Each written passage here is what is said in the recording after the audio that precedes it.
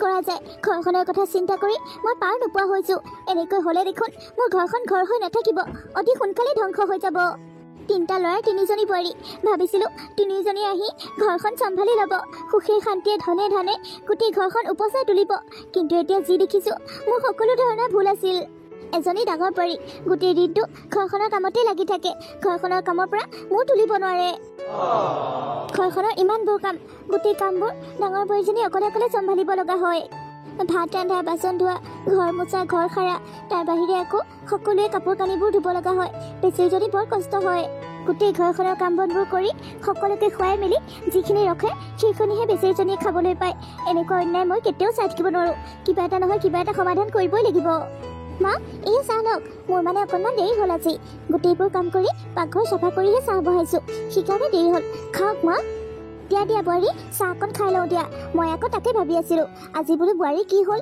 ইমান সময়লৈকে চাহ একাপো দিয়া নাই হয় দিয়ক অকণমান দেৰি হৈ গ'ল আজি মানে বন্ধ আছে যে সৰু বোৱাৰীও অফিচলৈ নাযায় সেইকাৰণে বোলো লাহে লাহে ৰন্ধা বঢ়া কৰিম মই আকৌ পাহৰিছিলোৱেই আজি যে ছেকেণ্ড ছেটাৰডে সকলো অফিচ কাছাৰী যে বন্ধ থাকে পাহৰি গ'লো নহয় তেনেহ'লে এটা কাম কৰোঁ বোৱাৰী আমি গোটেইকেইজনী লগ হৈ তোমালোকৰ খুৰাহঁতৰ ঘৰৰ পৰাই আহোঁগৈ মা খুৰাহঁতৰ ঘৰলৈ বহুত দিন যোৱা নাই যদি যায় ব'লক একেলগে যাওঁ ডাঙৰ বোৱাৰী যোৱাচোন যোৱা তুমি সৰু বোৱাৰী আৰু মাজু বোৱাৰী মই মাতিছোঁ বুলি কোৱাগৈ ঠিক আছে মা ভালেই হ'ল সৰু বোৱাৰী অহাৰ পৰা আমি কলৈকো ফুৰিবলৈ যোৱা নাই আজি গোটেইকেইজনী লগ হৈ অকণমান ওলাই যাব পাৰিম ভালেই হ'ল আজি বন্ধ বুলি ডাঙৰ বোৱাৰীয়ে মোক মনত পেলাই দিলে তাকে ইহঁত দুইজনীয়ে বা কি কয় ডাঙৰ বোৱাৰীক যি কওঁ তাই তাকে শুনিব কিন্তু ইহঁত দুইজনী বা কি লেঠা ওলায়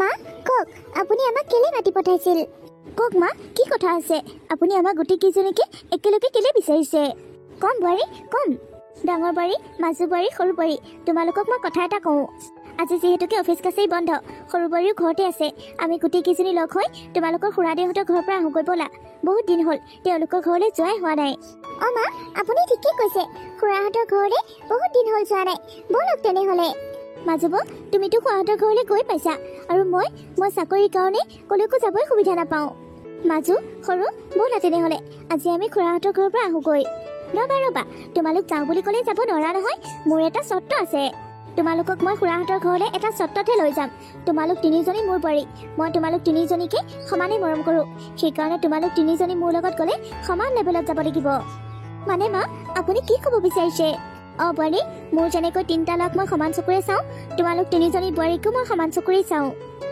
মোৰ লগত গ'লে কোনো বেছি ষ্টাইল কৰি যাব নোৱাৰিবা সমানেই গোটেইকেইজনী ষ্টাইল কৰিব লাগিব আৰু সমান ষ্টাইলৰ কাপোৰ পিন্ধিব লাগিব কোনো বেছি ধনী কোনো বেছি দুখীয়া হৈ যাব নোৱাৰিবা মা এইটো আপুনি কেনেকুৱা ধৰণৰ কথা কৈছে মই এতিয়া চাকৰি কৰোঁ মোৰ নিজস্ব এটা লেভেল আছে মোৰ নিজস্ব এটা দৰমহা আছে মইতো ঘড়ীটো পিন্ধিবই লাগিব আৰু অকণমান ষ্টাইলটো মই কৰিবই লাগিব মা মোৰ মানুহজনেও দেখোন চাকৰি কৰে মইতো অকণমান ষ্টাইল কৰিবই লাগিব ন আমি দুইজনী ঘড়ীটো পিন্ধিবই লাগিব দিয়কচোন মা আপুনিনো এইবোৰ কি কথা কৈছে এইবোৰ নীতি নিয়ম হ'লে আমাৰ মাজত ভেদাভেদ আহিব আমাৰ মাজত মৰম চেনেহবোৰ কমি যাব নালাগে দিয়ক সিহঁতে যেনেকৈ ষ্টাইল কৰে তেনেকেই কৰক মোৰ যি আছে মই সেয়াকে পিন্ধিম আৰু সিহঁতৰ যি আছে সিহঁতে সেয়াকে পিন্ধিব নহয় মই মোৰ তিনিটা ল'ৰাক সমানে মৰম কৰোঁ মোৰ তিনিজনী বোৱাৰীক সমানেই চাম তোমালোকে অকলে অকলে ফুৰিবলৈ গ'লে বা তোমালোকে মোৰ ল'ৰাকেইটাৰ লগত ফুৰিবলৈ গ'লে মোৰ ক'ব লগা নাই তোমালোকে যি ষ্টাইল কৰা যেনেকৈ যোৱা তেনেকৈ যাবা কিন্তু মোৰ লগত গ'লে তিনিজনী বোৱাৰীক সমান হৈ যাব লাগিব মা এনেকুৱাই যদি আপুনি ভাবিছিল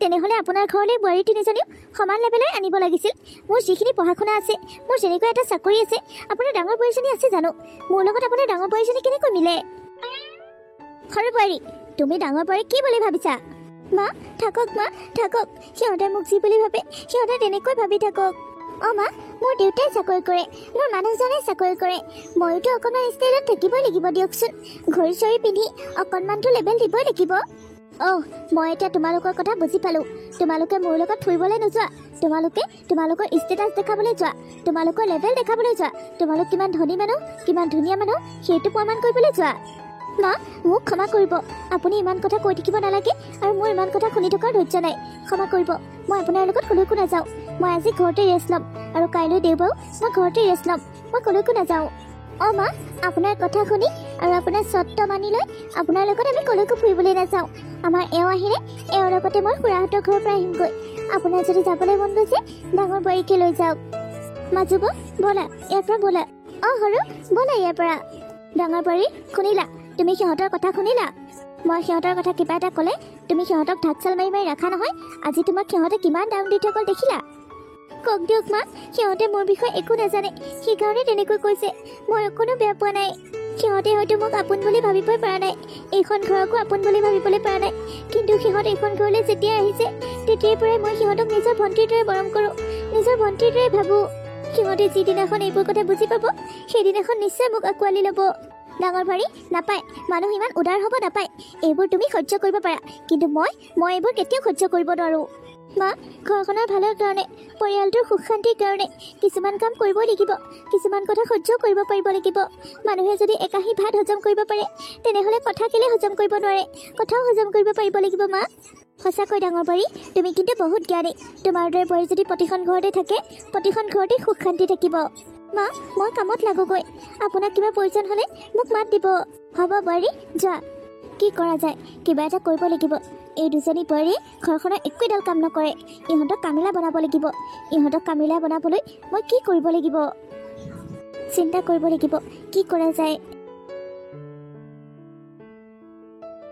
চৰুটো পানীখিনি দেখোন গৰম হৈছে চাউলকেইটাহে আগতে ধুই আনিব লাগিছিল থাকক চব্জিখিনি পাছত কাটিম আগতে মই চাউলকেইটাকে ধুই আনোগৈ ডাঙৰ বোৱাৰী ডাঙৰ বোৱাৰী আজি দেওবাৰ কাৰণে ইহঁত দুইজনী শুয়ে আছে নেকি এতিয়ালৈকে ইহঁতৰ উঠিবলৈকে হোৱা নাই তুমি হ'বলা অকলে অকলে কামত লাগি আছা কিবা এটা বন্ধ পাবহে লাগে ইহঁত দুইজনী চাঙৰ ওপৰত উঠে মা মাজু উঠিছে গা ধুবলৈ গৈছে হয় নেকি মাজু গা ধুবলৈ গৈছে তেনেহ'লে তাইক তুমি কবা চাহ অকণ বনাবলৈ কৈছে মাৰ কাৰণে আৰু সৰু বোৱাৰীক তুমি জগাই দিয়া গৈ যোৱা ইমান সময়লৈ মানুহ শুই থাকিব নাপায় নহয় আৰু পাচলিখিনি মোৰ পিনে দিয়া মই তোমাক কাটি দিম পাচলি মা আপুনি নালাগে দিয়ক মই পাৰিম নহয় দিয়া দিয়া বোৱাৰী কিনো হাঁহ ভাগা কামটো পাচলিখিনিয়ে কাটিব লাগে মই কাটি দিম দিয়া তুমিনো কোনপিনে কৰিবা যোৱা তুমি সৰু বোৱাৰীক উঠাই দিয়া গৈ যোৱা ঠিক আছে তেনেহ'লে মা সৰু বোৱাৰীয়ে আকৌ বিচনাতে চাহ একাপ খাই ভাল পায় মই তেনেহ'লে যাওঁতে একেবাৰে চাহ একাপ কৰি লৈ যাওঁ তাইৰ কাৰণে এইবোৰ সকলো তোমাৰ কাৰণে হৈছে তুমি সিহঁতে যি কয় তাকে মানি লোৱা যে সেইকাৰণে তোমাক সিহঁতে বুৱাবলৈ পাৰিছে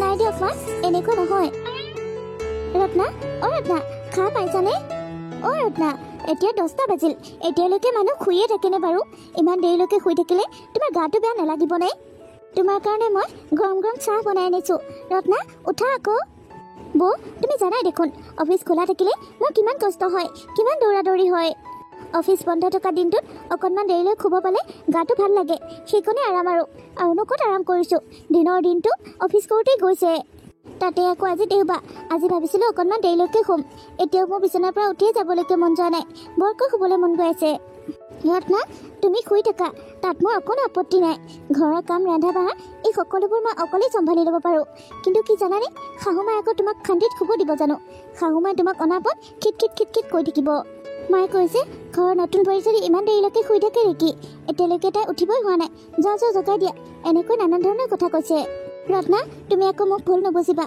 মায়ে কৈ থকাৰ কাৰণেহে মই তোমাক জগাবলৈ আহিছোঁ জানো বৌ জানো সেইটো কথা মই আগৰ পৰাই জানো অহাৰ দিন ধৰি শাহুমাৰ কথাবোৰ শুনি আহিছোঁ মই চাকৰি কৰোঁ মই এলা পচা বোৱাৰী নহয় মোক কেলে ইমান হিংসা কৰি নাজানো আৰু মই চাকৰি কৰিও দেখিব নোৱাৰে সদায় সদায় মাৰ পৰা কিবা এটা নহয় কিবা এটা গালি শুনিয়ে থাকোঁ কম বেছি পৰিমাণে সদায় গালি পাৰি থাকে মোক সেইকাৰণে আজি অলপ বেছিকৈ গালি শুনিম আজি মই বিচনাৰ পৰাই নানামো ৰত্না তাতকৈ তুমি এটা কাম নকৰা কিয় এবাৰ উঠি মুখ হাত ধুই গা পা ধুই কিবা এটা খাই আকৌ শুই থাকা তেতিয়া তোমাক কোনেও একো নকয় কি যে কোৱা আৰু বৌ এবাৰ উঠি গা ধুই দিয়াৰ পাছত টোপনি থাকিবনে বাৰু এতিয়া শুই আছোঁ নহয় টোপনিটো লাগি আছে এতিয়া শুওঁতেই শুই লওঁ উঠাৰ পাছত আকৌ শুব নোৱাৰোঁ আৰু পিছে বৌ তোমাক মই আৰু এটা কথা কওঁ তুমি যদি বেয়া নোপোৱা মোৰ কথাটো ৰাখিবানে কি কথা ৰত্না কোৱা হেৰি মানে বৌ মোৰ আজি বিচনাতে চাহকাপ খাবলৈ একেবাৰে মন যোৱা নাই মোৰ ফুলা ফুলা পুৰি আৰু আলু ভাজি খাবলৈ মন গৈছে যদি পাৰা মোৰ কাৰণে আলু ভাজি আৰু পুৰি বনোৱা যোৱা আচ্ছা ঠিক আছে মই তোমাৰ কাৰণে আলু ভাজি আৰু পুৰি বনাই আনিছোঁ মই তোমাক নিজৰ সৰু ভণ্টি হিচাপে মৰম কৰোঁ আৰু নিজৰ ভণ্টি বুলি ভাবোঁ তুমি কিবা এটা ক'বা মই নুশুনিম সেইটো হ'ব পাৰে জানো তুমি তেনেহ'লে এতিয়া শুই থাকা মই আলু ভাজি আৰু পুৰি বনাই হ'লে তোমাক মাত দিম ঠিক আছে বৌ তোমাৰ পুৰি আলু ভাজি বনাই হ'লে ক'বা মই তেতিয়া গাটো ধুই পটককৈ খাই ল'মগৈ ৰত্না হ'ব দিয়া নহ'লে মই তেনেহ'লে চাহকাপ লৈ যাওঁগৈ সেয়া হ'লেকে মাত দিম উঠি আহিবা কি হ'ল বোৱাৰী সৰু বোৱাৰীক উঠাই দিলা উঠিছেনে নাই তাই আচলতে মা সৰু বোৱাৰী উঠি পেলাই আকৌ শুলে তাই বোলে পুৰি আৰু আলু ভাজি খাবলৈ মন গৈছে সেয়া বনাবলৈ কৈছে মই আকৌ ভাবিলোঁ আপোনাক সুধি লওঁ আজি সকলোৱে পুৰি আলু ভাজিকে খাম দিয়ক অ' আচ্ছা, মই এতিয়াহে বুজি পালোঁ তুমি মানে সৰু বোৱাৰীক উঠাবলৈ গৈ তাইৰ খোৱা বোৱা লিষ্টখনহে লৈ আহিলা। এই সৰু বোৱাৰীজনীৰ কথা কি যে ক'ম আৰু, মাক বাপেকে একোৱে শিকাই নপঠালে, অলপো জ্ঞান নাই, বোৱাৰীৰ ঢঙেই নাই, ভাল চাকৰিটো কৰিছে। তোমাক ইহঁত দুজনীয়ে ভাল বুঢ়াইছে দেই, আৰু তুমিও এষাৰো প্ৰতিবাদ নকৰা। এই সকলোবোৰ তুমি সহ্য কৰিব পাৰিলেও মই কিন্তু কেতিয়াও সহ্য কৰিব নোৱাৰোঁ। মা, ৰত্না এতিয়া সৰু হৈ আছে, তাইনো এইখন ঘৰলৈ বিয়া হৈ অহা কিমান দিন হৈছে, তাইনো এইবোৰৰ বিষয়ে কি বুজি পায়। তাই মোৰ নিজৰ ভণ্টিৰ দৰে মা, তাই কিবা এটা খাবলৈ বিচাৰিছে, মই যদি বনাই নিদিওঁ তাই মোক ভাল পাব জানো? আৰু এটা কথা, মই মানুহক বস্তু বনাই খুৱাই খুব ভাল পাওঁ, সেইটো কথা আপুনি জানেই দেখোন। জানো, তুমি যে মানুহক বিধে বিধে বস্তু বনাই খুৱাই খুব ভাল পোৱা, সেইটো কথাও মই জানো। আৰু ময়ো আলু ভাজি আৰু ৰুটি খাই বৰ ভাল পাওঁ, সেইটো কথাও তুমি জানা। কিন্তু তুমি এটা কথা বুজি পোৱা নে নোপোৱা ডাঙৰ বোৱাৰী, তোমাৰ এই সহজ সৰল স্বভাৱটোৰ সুযোগ লৈ সকলোৱে তোমাক মূৰৰ ওপৰত বহি নাচাইছে, সেইটো কথা জানানে নাজানা? তুমি বুলিহে এইবোৰ সহ্য কৰি থাকিব পাৰিছা, তোমাৰ ঠাইত যদি মই হোৱা হয় মই কেতিয়াও সহ্য নকৰোঁ, সিহঁতৰ কথা মই কেতিয়াও মানি নললোঁ হয়। এতিয়াও এটা কথা, মই তিনিজনী বোৱাৰীকে সমানেই মৰম কৰোঁ, মোৰ তিনিটা ল'ৰাক যেনেকৈ চাওঁ তোমালোককো সমানেই চাওঁ, সেইকাৰণে ঘৰখনৰ কাম বন সকলোৱে সমানেই কৰিব লাগিব। তুমি অকলে কৰি থকাটো মই কেতিয়াও সহ্য নকৰোঁ। মা, আপুনি এনেই ইমান চিন্তা কৰে, সেইবোৰ আপুনি ইমান চিন্তা কৰিব নালাগে নহয়, মই আছোৱেই দেখোন। মই লাহে লাহে সিহঁতক সকলো শিকাই বুজাই ল'ম। ইমান দিনৰ পৰা তোমাৰ মুখত একেটা কথাকে শুনি আহিছোঁ, তুমি সিহঁতক শিকাই বুজাই ল'বা। ইমান দিনেতো তুমি একো শিকাব নোৱাৰিলা। প্ৰথম অহাৰ পৰা সিহঁতৰ যেনেকুৱা স্বভাৱ চৰিত্ৰ, আজিও সিহঁত তেনেকুৱাই হৈ আছে। মই এতিয়া আৰু তোমালৈ বাট নাচাওঁ, মই কিবা এটা কৰিব লাগিব, নহ'লে সিহঁতে তোমাক বুৱাই বুৱাই আধামৰা কৰিব, আৰু সিহঁতে ধুনীয়াজনী হৈ থাকিব। মা, আপুনি সেইবোৰ ইমান চিন্তা নকৰিবচোন, সময়ৰ লগে লগে সকলো ঠিক হৈ যাব। মই এতিয়া পাকঘৰলৈ যাওঁ, আপুনি অকণমান আৰাম কৰক। যোৱা, তুমি যোৱা।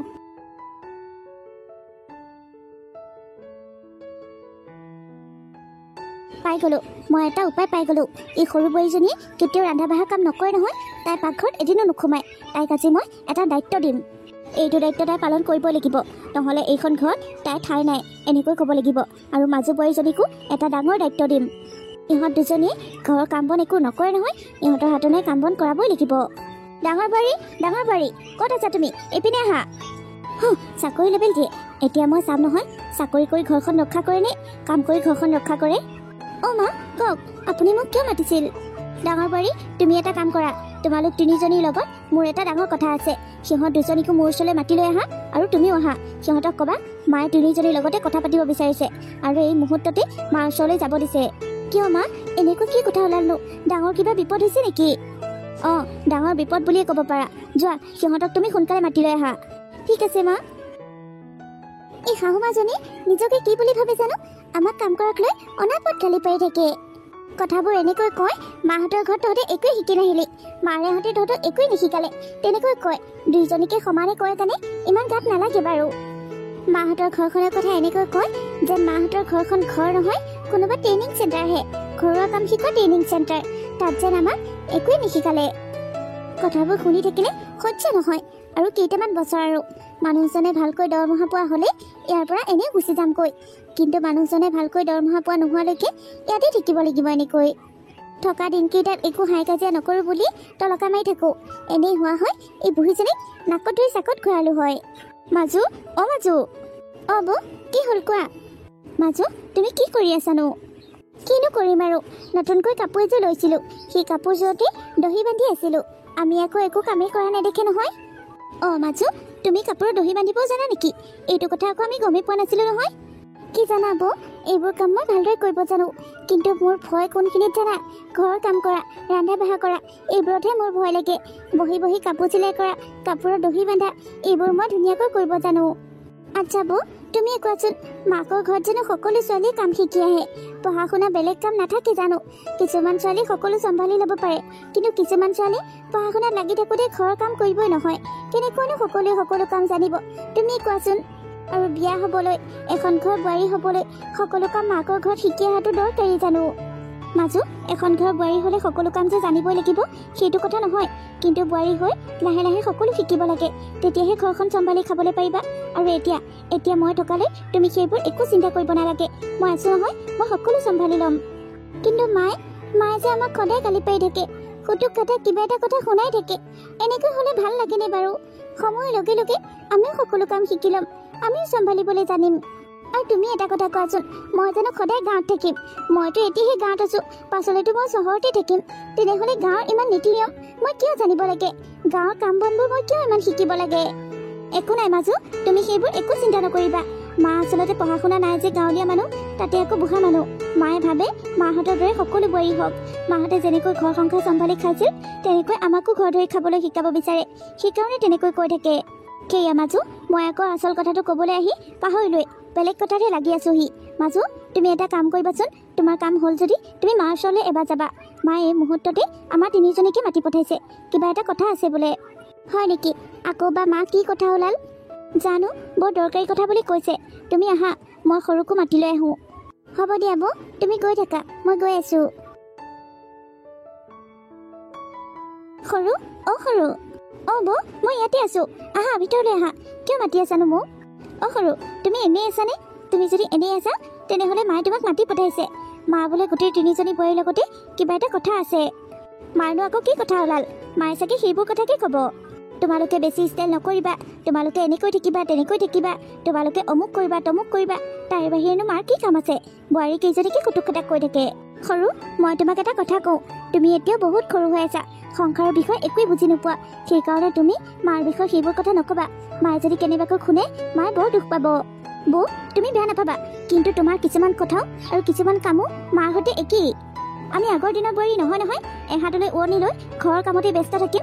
আমি আজিকালি বোৱাৰী যেনেকৈ থাকে তেনেকৈ থাকিম। আজিকালি মডাৰ্ণ যুগ, আমি একো অনিয়মৰ কাম কৰিবলৈ জানাই নহয়। মায়ে আমাক প্ৰতিটো কথাতে কিয় শিক্ষিত থাকে বুজি নাপাওঁ। সৰু, আচলতে তুমি মাক ভুল বুজিছা। মা পঢ়া শুনা নথকা অশিক্ষিত মানুহ।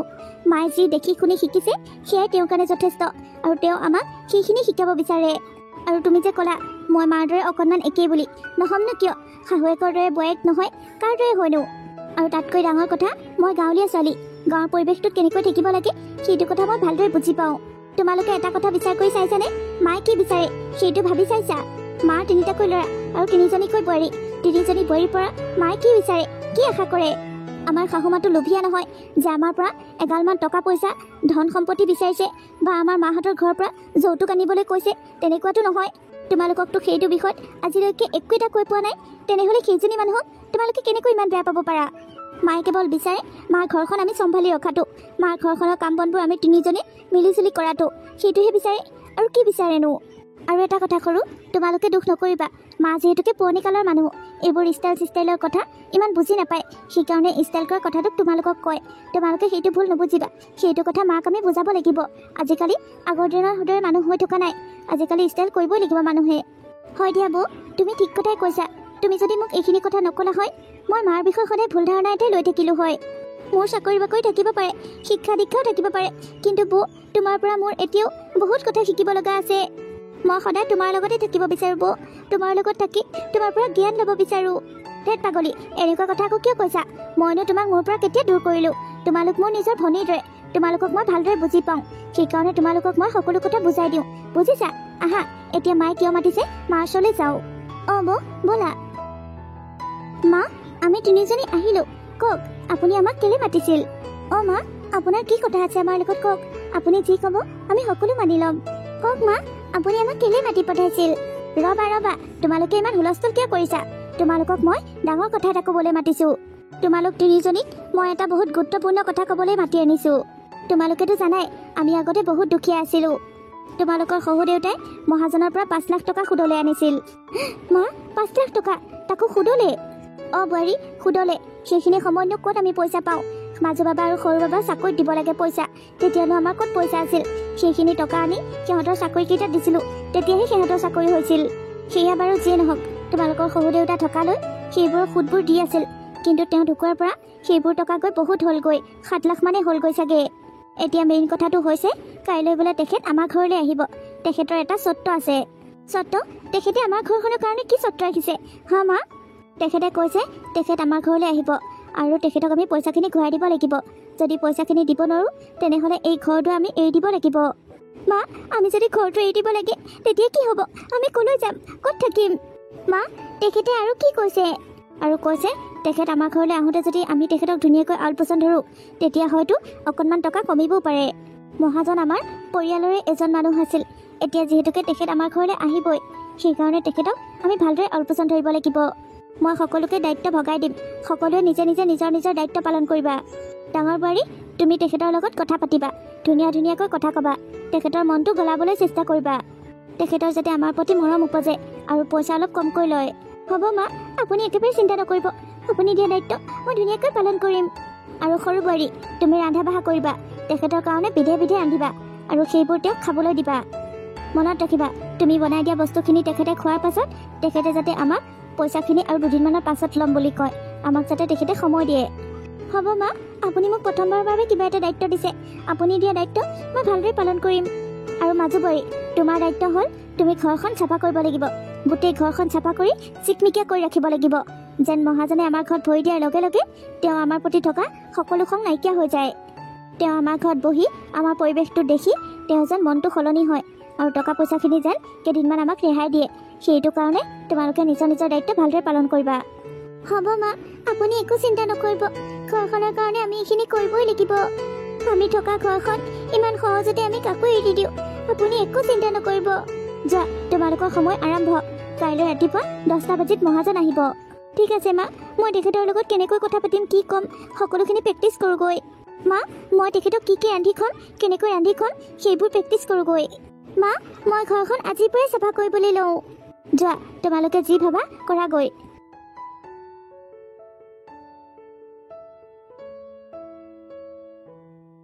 ডাঙৰ বোৱাৰী, ডাঙৰ বোৱাৰী, তোমাৰ প্ৰেক্টিচ কৰা হৈছে যদি যোৱা। মহাজন আহিলে। মাজু বোৱাৰীয়ে মহাজনক ধুনীয়াকৈ বহিবলৈ কৈছে। হয় নেকি মা? তেওঁ পালেহি। ৰ'ব, মই গৈছোঁ। সৰু বোৱাৰী, সৰু বোৱাৰী, তোমাৰ ৰন্ধা বঢ়া সকলো কাম শেষ হ'লনে? মা, মই সকলো ৰান্ধি বাঢ়ি থৈ আহিছোঁ। মহাজন আহিলে ধুনীয়াকৈ দিলেগৈ হ'ল। তেনেহ'লে তেওঁ আহিল, বুজিছা? মাজু বোৱাৰীয়ে ধুনীয়াকৈ তেওঁক বহিবলৈ কৈছে আৰু ডাঙৰ বোৱাৰী তেওঁৰ লগত কথা পাতিবলৈ গৈছে। যোৱা, তুমি তেওঁক খাবলৈ দিয়াগৈ। ঠিক আছে মা, আপুনি একো চিন্তা নকৰিব। আমাৰ ঘৰখন ক'লৈকো নাযায়। আমাৰ ঘৰখন আমাৰে হৈ থাকিব। মই ধুনীয়াকৈ ৰান্ধিছোঁ। তেওঁ মই ৰন্ধাবোৰ খাই খুব ভাল পাব। যোৱা, এতিয়া গোটেই ঘৰখন তোমালোকৰ ওপৰতে নিৰ্ভৰ। তোমালোকে ঘৰখন ৰাখিবও পাৰিবা, ধ্বংসও কৰিব পাৰিবা। আপুনি নিশ্চিন্ত থাকক মা। হ'ব দিয়া, যোৱা। তেওঁক প্ৰথমতে ঠাণ্ডা পানীয়ে দিয়া নে নেমু পানীয়ে দিয়া নে কি দিয়া দি লোৱা, আকৌ যোৱা। হ'ব মা। মহাজন ককাইদেউ, খোৱা বোৱাবোৰ কেনেকৈ পালে? সকলোবোৰ মোৰ সৰু বোৱাৰীজনীয়ে ৰান্ধিছে। হয় নেকি? বাহ, খুব ভাল লাগিছে, বুজিছা? বহুত দিনৰ মূৰত পেট ভৰাই এসাঁজ খাইছোঁ। ৰন্ধা বঢ়াবোৰ ইমান ভাল হৈছে, গোন্ধটোতে খাওঁ খাওঁ লাগে। শুনিবলৈ পাইছোঁ আপোনাৰ সৰু বোৱাৰীজনীয়ে বোলে চাকৰিও কৰে। কিনো ক'ম আৰু, এইবোৰ সকলো আজিকালি ছোৱালীৰ ধান্দা, বুজিছে? চাকৰি কৰিব বাহিৰলৈ যাব, ঘৰ দুৱাৰ চম্ভালাৰ ধান্দা নাই। মোৰ মতে ছোৱালী মানুহ বিয়া হোৱাৰ পাছত ঘৰ চম্ভালি খাব লাগে। কিহৰ চাকৰি বাকৰি কৰিব যাব লাগে? মোৰ ডাঙৰ বোৱাৰীজনীয়ে ভাল। তাই এইবোৰ একো মাথা নেমাৰে। তাই বহুত পঢ়া শুনা জানে নে নাজানে, কিন্তু তাই চাকৰি বাকৰি নকৰে। তাই মোৰ কথা মতে ঘৰ ধৰিয়েই খাব। আপুনি যিয়ে নকওক কিয়, আপোনাৰ তিনিজনী বোৱাৰী খুব ভাল। কিন্তু মই ঘৰখনত প্ৰথম খোজ দিওঁতেই গম পাইছোঁ আপোনাৰ তিনিজনী বোৱাৰী লখিমী বোৱাৰী। সৰু বোৱাৰীজনীৰ কথা আপুনি যিমানেই বেয়া নকওক কিয়, সৰু বোৱাৰীজনীও আপোনাৰ লখিমী বোৱাৰী, বুজিছে? ৰন্ধা বঢ়া ভালকৈ কৰাই নহয়, তাই বেলেগ গুণতো ভাল। আপোনালোকৰ ঘৰলৈ নহা হৈও হ'ল হয়, কিন্তু আপোনাৰ মাজু বোৱাৰী আৰু সৰু বোৱাৰীয়ে যিটো কাম কৰিছে, সেইটো কামক লৈ মই বহুত সুখী। সেইকাৰণেহে মই আহিলোঁ। আপোনাৰ বোৱাৰী কেইজনী মুখখন চাই যাওঁ, সেই বুলি আহিলোঁ। ইমানবোৰ যতন নকৰা হৈও হ'ল হয়। মহাজন ককাইদেউ, এইবোৰ আপুনি কি কৈছে?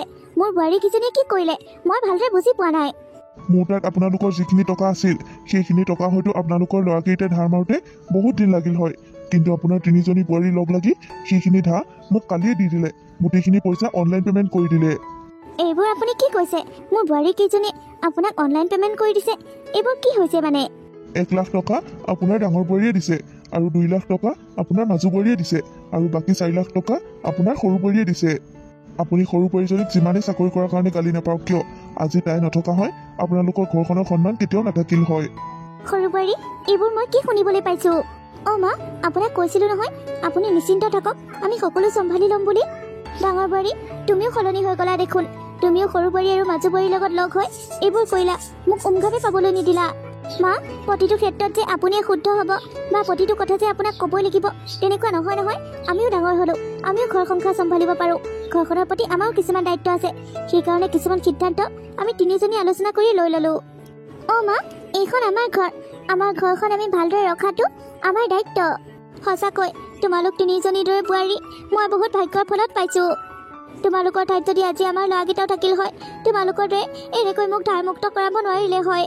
মা এইবোৰ সকলো সম্ভৱ হৈছে আপোনাৰ সৰু বোৱাৰীৰ কাৰণে আপোনাৰ সৰু বোৱাৰীয়ে যদি চাকৰি নকৰিলে হয় এইবোৰ আজি কেতিয়াও সম্ভৱ নহ'ল হয় আৰু আমাৰ ঘৰখন সদায় চিন্তাত থাকিব লগা হ'ল হয় আজি তাইৰ কাৰণে আমি চিন্তামুক্ত হ'লো মা বোৱাৰী মই কিছুমান ভুল কৰিছিলোঁ তোমালোকৰ ঠাইত তোমালোক কিছুমান ক্ষেত্ৰত শুদ্ধ আছিলা মইহে বুজি নাপালোঁ আজিৰ পৰা তোমালোকক মই একো বাধা নিদিওঁ তোমালোকো জ্ঞানী তোমালোকেও জানা ভাল বেয়া তোমালোকেও নিজৰ মতে কিছুমান কাম কৰিব পাৰা আজিৰ পৰা মই তোমালোকক একো নকওঁ তোমালোকৰ কাৰণে মোৰ ঘৰখন ৰক্ষা পৰিল তোমালোকে চাকৰি কৰিলেও ঘৰ কাম একো নকৰিলেও মই একো নকওঁ আৰু আজিৰ পৰা মই একো নকওঁ মা আপুনি আপোনাৰ জেগাত শুদ্ধ আজি যদি এইটো ঘটনা নহ'ল হয় ঘৰৰ কাম আমি কেতিয়াও নিশিকিলোঁ হয় মইতো ৰন্ধা বঢ়াৰ পৰা সদায় পিছুৱাই আছিলোঁ আজিৰ পৰা মই ভালদৰে ৰান্ধিম আৰু ৰান্ধি আপোনালোককো খুৱাম অঁ মা ময়ো ঘৰৰ কাম একোৱেই জনা নাছিলোঁ সকলো বৌৰ ওপৰত ভৰসা কৰি ধুনীয়াকৈ আছিলোঁ কিন্তু সেইটো ভুল আছিল আজিৰ পৰা আমি তিনিজনীয়ে সমানে ঘৰৰ কাম কৰিম সমানে ৰন্ধা বঢ়া কৰিম এদিন ঘৰৰ কাম কৰিয়ে গম পাইছোঁ নহয় বৌ কিমান কষ্ট হয় তোমালোকে যি ভাবা এইখন ঘৰ আজিৰ পৰা মোৰ নহয় তোমালোকৰ মই তোমালোকক যেনেকৈ বিচাৰিছিলোঁ তোমালোক তাতকৈ বহুত ভাল তোমালোক লখিমী বোৱাৰী সঁচাকৈ মোৰ তিনিজনী বোৱাৰীয়ে লখিমী মোৰ তিনি লখিমী বোৱাৰী